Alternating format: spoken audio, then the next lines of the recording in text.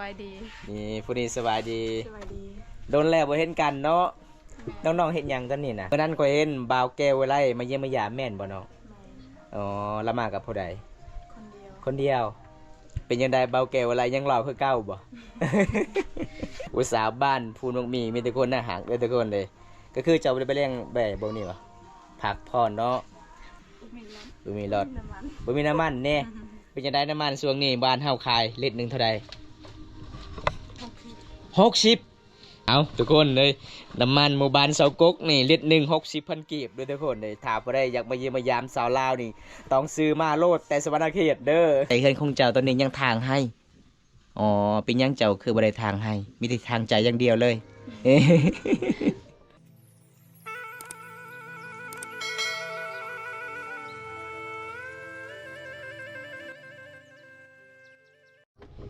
ป่า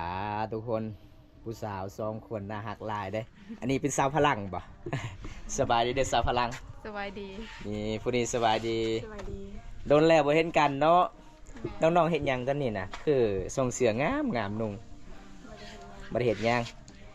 เมื่อนั้นก็เห็นบ่าวแก้วไว้ไล่มาเยี่ยมมายามแม่นบ่น้องอ๋อละมากับผู้ใดคนเดียวเป็นยังไงบ่าวแก้วไว้ไล่ยังหล่อคือเก่าบ่ ยังหล่อคือเก่าผู้นั้นเด้ผู้สาวกันบ่หรือว่าพวกเมียเขาฮะผู้สาว ผู้สาวบ้านภูนกมีแต่คนหน้าหางเด้อทุกคนเลยก็คือเจ้าได้ไปเลี้ยงแบ่บ่นี่บ่ผักพรเนาะคิดว่าเจ้าไปเที่ยวเกียงเลนมื้อนี้บ่ได้ไปเลยอ๋อบ่มีรถไปบ่หรือว่าจังไดน้องบ่มีรถบ่มีน้ำมันแน่เป็นจังไดน้ำมันช่วงนี้บ้านเฮาขายลิตรนึงเท่าใด60ป้า2 ลิตรคือแสน20บ่3 ลิตรเท่าใด3 ลิตรน่ะบ่ฮู้เลย เอาทุกคนเลยน้ำมันหมู่บ้านเสากกนี่ลิตรหนึ่ง60,000กีบด้วยทุกคนเลยถ้าบ่ได้อยากมาเยี่ยมมายามสาวลาวนี่ต้องซื้อมาโลดแต่สวรรณเขตเด้อ หมู่บ้านนี่น้ำมันแพงหลายเด้อทุกคนโดนแล้วบ่ได้เห็นหน้าน้องมามื้อนี้ยังงามคือเก่าเลยทุกคนเลยเวลาสงกรานต์ก็คือน้องก็ไปเที่ยวคือกันบ่หรือว่าจังไดอยากไปคือกันเนาะเพราะว่าบ่มีคู่คือไปกับหมู่ก็ได้เป็นยังไงบ่วงช่วงนี้บ่ได้ไปหาน้องบ่หรือว่าจังใดหรือว่าบ่วงมีผู้สาวแล้วบ่ช่วงนี้คือบ่ได้ไปหาเลยเราก็ดัง เอาทุกคนตอนนี้น้องๆ2 คนคิดฮอดบ่วงเด้อโดนแล้วบ่วงก็บ่ได้มาหาน้องๆ2 คนทุกคนเลยน้องน่าฮักคือเก่าก็คืออันนี้เป็นหมู่คู่เด้อทุกคนเป็นสาว16 ปีพี่น้องสาวลาวบ้านพูนมักมีทุกคนน่าฮักน่าแพงหลายเด้อทุกคนเซาเซ็กไปใส่ตอนนี้ออกทางให้เอ้าช่วงนี้ก็คือหมู่บ้านเจ้ายังทางให้บ่เพราะว่าข่อยเบิ่งอยู่แคมทางเขาเจ้าจูดเลยเด้มื้อนี้เด้ไม้เกียงหมดเลยแต่หมู่บ้านแต่เฮือนของเจ้าตอนนี้ยังทางให้อ๋อเป็นยังเจ้าคือบ่ได้ทางให้มีแต่ทางใจอย่างเดียวเลย เอาพี่น้องเอ้ยมาเยี่ยมมายามสาวสวยบ้านป่าสาวลาวเฝ้ามองกองหมู่บ้านภูมิมีเลยทุกคนก็คือน้องตอนนี้ก็คือนางลินนางแอนได้เวลามื้อนี้ก็คืออากาศร้อนเนาะบ้านเฮาเนาะอาบน้ำก็บ่มีเด้บ้านเฮาบ่มีน้ำเด้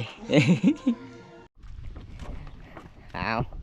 โดนแล้วบ่ได้พ่อน้องก็เลยมื้อนี้น้องก็สิพาเลาะหมู่บ้านอีกเด้อคือทุกคนเด้แต่มามื้อนี้เกือบของน้องคนนึงเกือบบางๆผู้นึงนี่เกือบใหญ่เด้ คันซุปมวยนี่เสาแรดนี่บ่แพ้เสากกแล้วเสากกน้ำหนักเกือบฮอด2 ตนหา ตอนนี้น้องก็บ่มีอาหารกินทุกคนเลยน้องก็สิพาบอมตาไปเลาะอาหารก่อนเลยทุกคนบรรยากาศในหมู่บ้านของน้องก็มื้อนี้อากาศร้อนหลายเลยใกล้สิฮอดเดือนเมษายนทุกคนใกล้สิฮอดสงกรานต์เด้คันฮอดสงกรานต์ชาวลาวคิดนี่เขาเจ้าก็ไปเที่ยวมีแต่เก่งเล่นกับเก่งอะลองอยู่บ้านของน้องนี่มีจักรหานเขาเจ้าขายเครื่องของเนาะ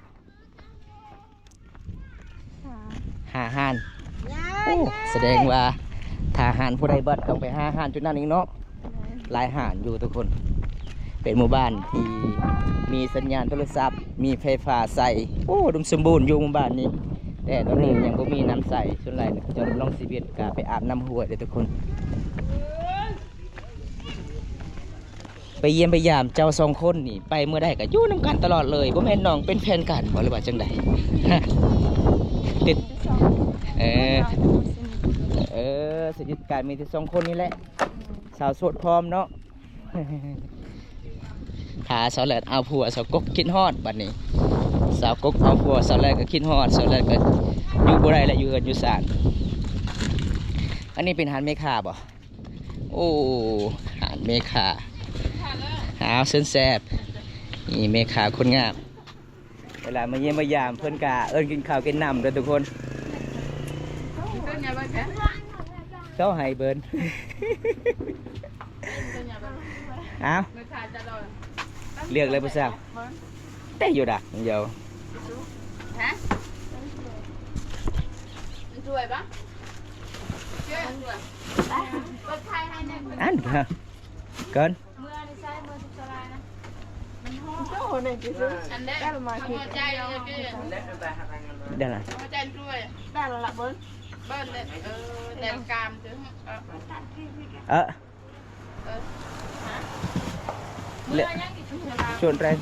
จะน้อยถ้าแม่มา ใจนั่นมาแล้ว เข้าใจไหมคะ มันจะใช้สองโลเต็ม70 คณิจ่าเอ็ด เอามาเอาทงแบบคนหนึ่งนะมันต้นทุนเท่าไหร่ปลาหมด เอาตอนนี้น้องๆกะบ่มีอาหารกินกันเลยบ่มตากระจัดให้ทุกคนเลยเป็นได้เสากกสลัดได้หรือบ่อาหารนะ ได้แล้ว มีหยังอันนี้นะฮะมีหยังฮือฮ่าๆนะกินบ่ได้เด้ฮือฮ่าๆได้ฮะบ่ฮู้เขาเอิ้นอีหยัง แม่นหัวใจไก่บ่ใครภาษาบรูเด้ไปจังได๋รวย เอาทุกคนเนี่ยน้องก็จนบ่ฮู้สื่ออีกพี่น้องอันนี้เป็นหัวใจไก่น้องอย่าซื้อไตไก่บ่มีแบบน้องๆกะบ่มีบ่อนหากินทุกคนเป็นหมู่บ้านที่บ่มีห้วยใหญ่เพราะว่าห้วยที่น้องๆอาบห้วยสิปีมันก็บ่หลายเพราะว่าช่วงนี้น้ำมันแห้งน้ำมันบกหลายทุกคนเอ้ยใกล้สิฮอดหน้าแล้งเด้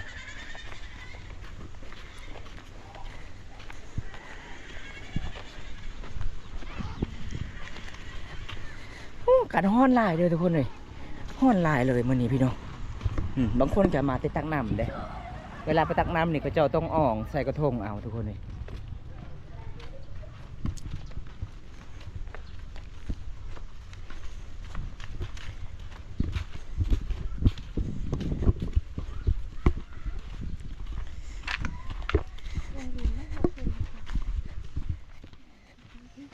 น้องๆ2คนนี่ไปเฮ็ดอยู่ไส้ผมน้องคือเป็นสีทองหมด2คนนี่นะ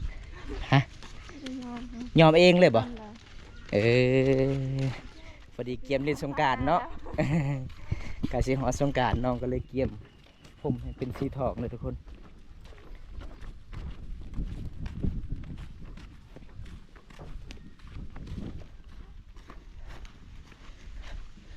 โอ้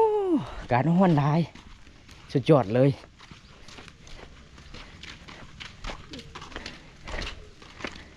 เอาขึ้นเงินขึ้นศาลน้องก่อนนะทุกคนเลยสาวลาวสนบทนี่เห็นแล้วกะสงสารน้องเลยทุกคนเลยมาเยี่ยมมายามมาได้น้องก็ใจดีได้ อันนี้เป็นบ้านสาวแหลดเด้อทุกคนสาวแหลดสาวกกก็เคยอยู่น้ำกันตลอดเคยกินน้ำกันอยู่น้ำกันหายังก็คือหาน้ำกันเบิ้งเฮือนของน้องยังบ่ได้สังกะสีทุกคนเลยมุงด้วยหญ้าขาไม้มันก็สีมุ่นแล้วเพราะว่าช่วงนี้ก็สิฮอดหน้าฝนเฮ็ดกินแบบใดนี่นะ ก็พอแล้ว ภาษากบจะเฮ็ดกินแบบใดมันแข็งหลายได้นี่ได้ อับจุดด้วย อ๋อเอิบจุดรวย ภาษามงกองเอิบจุดรวยเด้อทุกคนแปลเอาเด้อพี่น้องเพิ่นว่าต้มแล้วก็ซอยแล้วก็จ้ำปลาไข่เนาะสลัดเฮือนเจ้านี่เย็นเด้มันก็เจ้ายุ่งมุงด้วยหญ้าคามันเย็นหลายเด้อทุกคนเด้อันนี้เป็นเฮือนน้องแบบเดิมๆเลยทุกคนเป็นเฮือนแบบเดิมๆแบบโบราณเวลาอากาศร้อนนี่มันเย็นเวลาอากาศหนาวก็หนาวแห้งเลยเพราะว่ามันหญ้าคามันเย็นเลยทุกคน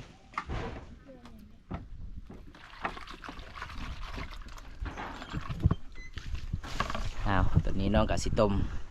หัวใจไก่ก่อนทุกคนเป็นหัวใจไก่หัวใจสิวายแล้วตอนนี้การฮอน เปรี้ยวห้อมกัน ถ้าพอได้อยากกินอาหารแซ่บก็คือมา หาสาวกกกับสาวแลดเด้อทุกคนเลยน้องทำเมนูก็เก่งๆเด้อาหารบ้านเฮา ปะอยู่หันโลจุดหน่อยมันก็เย็นสาวกกนี่เริ่มใหญ่ขึ้นนะทุกคนเลยมียังอันนี้อาหารยัง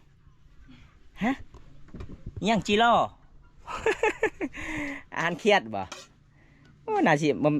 สิแม่นอาหารเครียดอยู่ แรดน่ะเท่าต้าไหน ได้อาหารจิโร่เนาะเจ้าเนาะปลากับไผ่เจ้าคักเลยเนาะ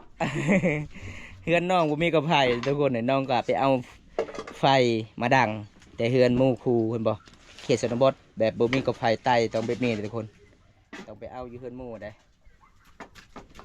เอาก้อนใหญ่ๆเลยมือสารดังไฟหนึ่งเขาเป่าไฟ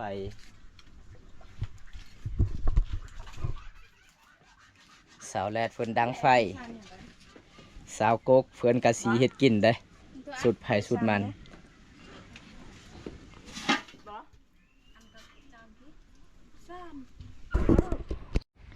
เอา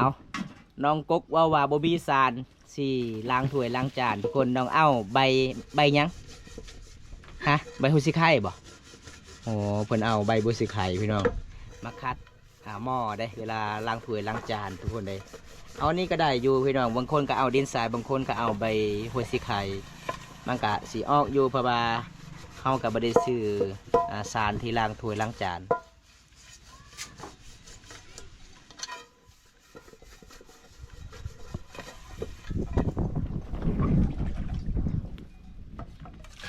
เก่งเนาะสกุ๊กจะทำกับเขานี่เก่งหลาย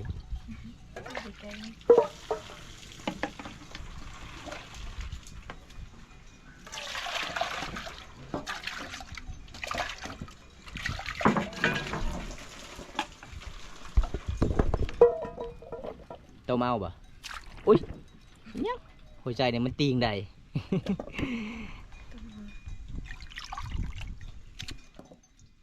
อย่ามันได้สแลดติดได้อยู่บ่ไผ่เจ้านี่คอยเบิ้งคือยากแท้ไผ่เจ้าดังตลอดมันติดยากเลยสูตรของเพิ่นดังไผ่ทุกคนเลยคันมีฝ่ายใต้นี่ใครเนี่ยนี่น้องไปเอาฟืนแต่เฮือนหมู่มันก็เลยติดยากเป็นได้สกกติดระบบไฟนะอ๋ออันนี้สูตรสกกเด้อสกกเพื่อนกะสีต้มหัวใจไก่หลังจากนั้นน้องเพื่อนว่าเอิบแล้วก็ช่วย เอาภาษาบางคนเอิบแล้วก็ช่วยเพื่อนว่าต้มแล้วก็ซอยกินตำเจลยังมีน้ำกินโอ้อึดน้ำเหรอเอาบ่น้ำบ่ยังเอาบ่น้ำบ่เอาอยู่บ่ไปเซลนองไปไง ไปตักกับไอเซลนอง โอ้หมู่บ้านน้องนี่อึดนำกินเนาะซุงนี่เนาะต้องไปตักอยู่บ้านพระเสียบบ่โอ้ไกลทุกคนหมู่บ้านน้องไปตักต้องไปหมู่บ้านพระเสียบหมู่บ้านสาวใหญ่คนละทุกคนเลยจะเสร็จยังสาวกจะใส่กับพวกซิไข่บ่เอาอันนี้น้องก็ต้องใส่กับพวกซิไข่มาหอมอีกได้สูตรของเพื่อนมันธรรมดาทุกคนเลยเวลาเพื่อนตัดอย่างต่างๆนี่มีตรงล่างตลอดแต่ต้องถูต้องคัดผมมีผักเนาะผักเจ้าหมดเลยว่าจะปลูกผักตอนนั้นนะหมดเลยยังโอ้ไปปลูกต่ออีกโอ้แสดงว่าเจ้านี่ขยันหลายพอดีแล้วสำนีมันมุ่นแล้วเอาน้องก็สิใส่เลยทุกคนส่วนสาวแลดเพื่อนสำหรับดังไฟได้วันนี้อากาศหนาวเพื่อนสาวแลดอากาศหนาวแต่ออกนอกนี่ฮ้อนบ่ได้ใส่เกลือบ่น้องใส่เกลือก็หมดบ่สาวแลด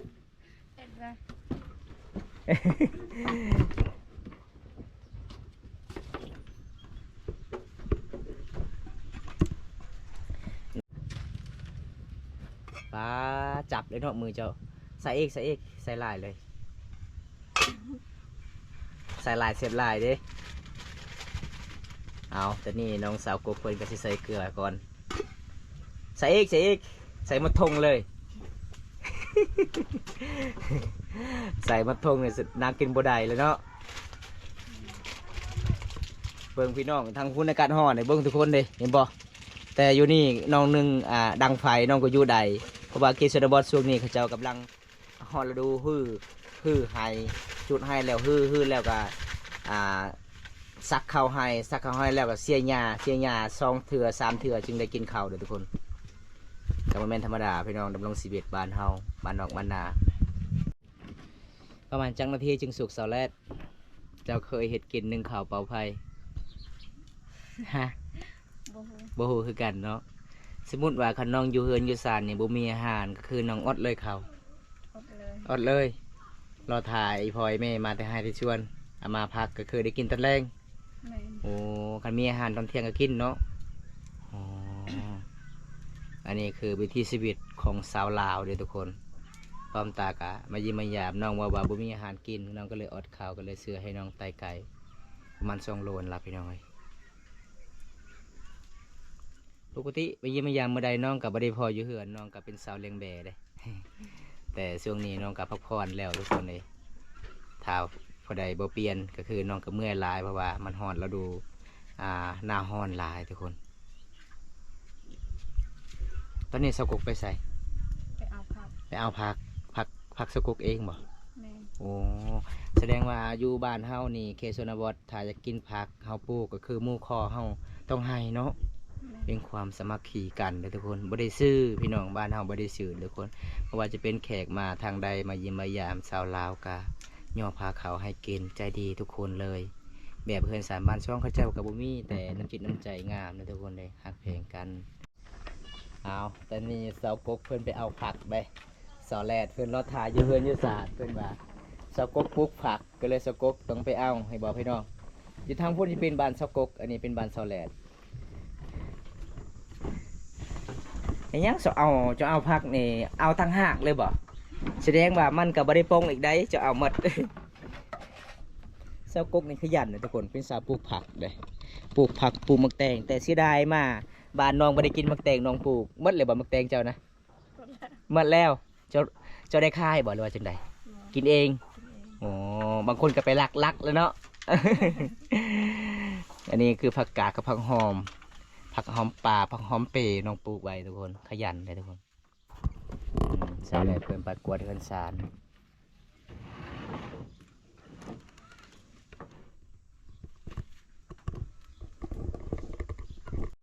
ตอนนี้น้องสาวกกเพิ่นกับสิล้างผักได้ทุกคนเลยขยันหลายเลยพี่น้องคันน้องนี่เป็นแฟนกันนี่น่าสีอยู่น้ำกันใดได้แต่ผู้นี้เพิ่นกับสิตำมักเฟสเอ็มบ่อันนี้สาวแหลดเด้อทุกคน สาวแหลดคนงาม มันเถื่อนเด้อมันเรียงเพิ่นว่าบ่มีข้าวขัว เจ้าเฮ็ดหยังข้าวขัวนะ อารมณ์ดีตลอดเลยฮ้อนหลายเนาะมื้อนี้เนาะฮ้อนแท้ฮ้อนหว่าได้นี่น้องสาวเพิ่นกะสิต้มอาหารก่อนน้องบ่มีอาหารก็เลยซื้อให้น้องมาเยี่ยมมายามน้องต้องซื้อให้น้องทุกคนเลยสงสารน้องเป็นสาวสู่ชีวิตเฮ็ดเวียกเฮ็ดงานอันนี้ก็คือน้องสาวกกลูกคำฟ้าบ่มีพอเวลาบ่มตาไปเยี่ยมไปยามน้องเอาผักมากินเบิ่งพี่น้องเด็ดเอาหอดหากเลย ขันซื้อในห้างนี่ห่อแล้วเนาะ10,000เนาะผักเจ้านี่จะเอามาเด้เวลาเคสชนบทนี่ใจดีเวลาเฮามาเยี่ยมมายามเฮือนหมู่เฮาเป็นหมู่คู่กันเฮาต้องเอาผักเอาคืนเฮือนหมู่กินน้ำกันทุกคนสุดยอดเลยสาวบ้านเฮาเฝ้ามังกองบาดพูนมักมีเมืองนองเคสวรรณเขตเด้อทุกคนใจดีหลายผู้สาวทุกคนนะฮะเบิงเฮืองของน้องทุกคนเลยหญ้าขามันเย็นลายเด้อพี่น้องเหมาะกับช่วงนี้เดือน4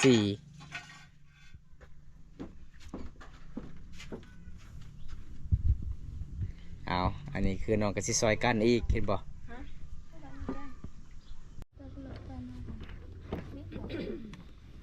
จีนเป็นไหมยังจีนน่ะสุกเลยบ่จีนคือสุกเนาะคอยละคิดว่าน้องว่าคนจีน สุกแล้ว สุกแล้วสุกแล้ว จริงจ้ะเจนเจอร์เพิ่นว่าสุกแล้ว อันนี้คือน้องเว่าภาษามะกอกเด้อทุกคนน้องเว่าภาษามะกอก จะขับได้เลยอยากจะลอยเลยหอม ระวังในน้องมันฮ้อนเด้โย เอ็ดบวงเลย เสากกนี่จับเลยบ่ได้ฮ้อนบ่เสากกโอ้แสดงว่ามีกระทาดีแท้เจ้านี่เอาจอกมาตัก